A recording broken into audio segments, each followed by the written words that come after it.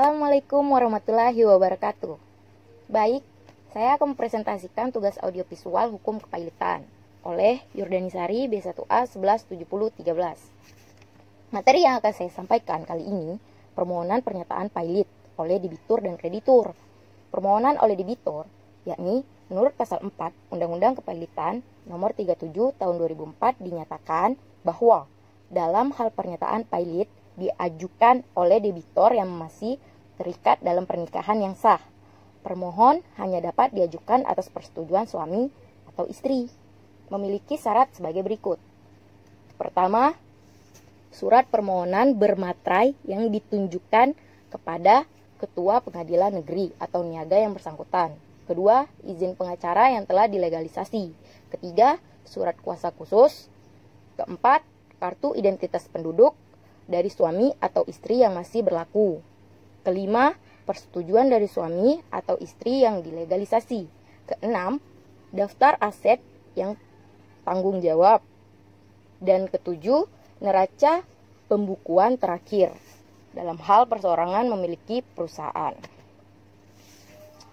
Sedangkan permohonan oleh kreditur harus melengkapi dokumen-dokumen sebagai berikut.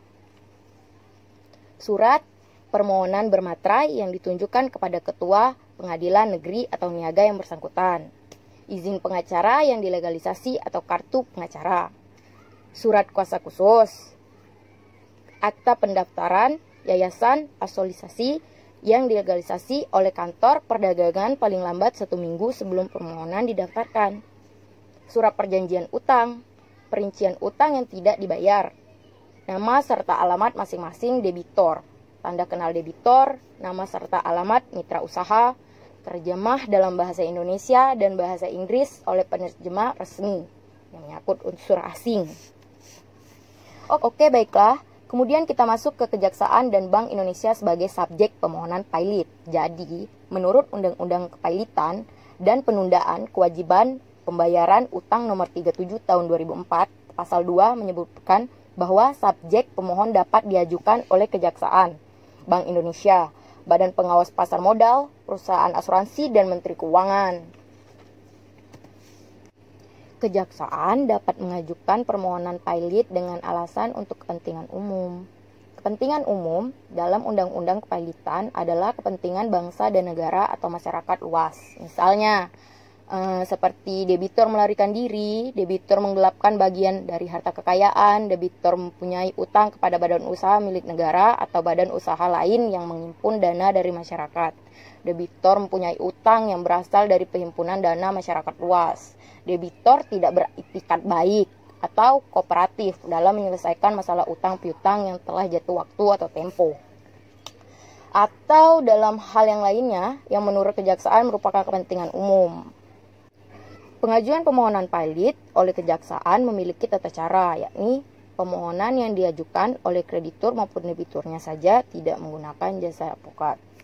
Ketika sebuah bank mengalami kepailitan, maka Bank Indonesia merupakan pihak yang berwenang untuk mencabut izin usaha bank oleh pemimpin Bank Indonesia yang berujung likuidasi dan juga memohonkan putusan kepailitan.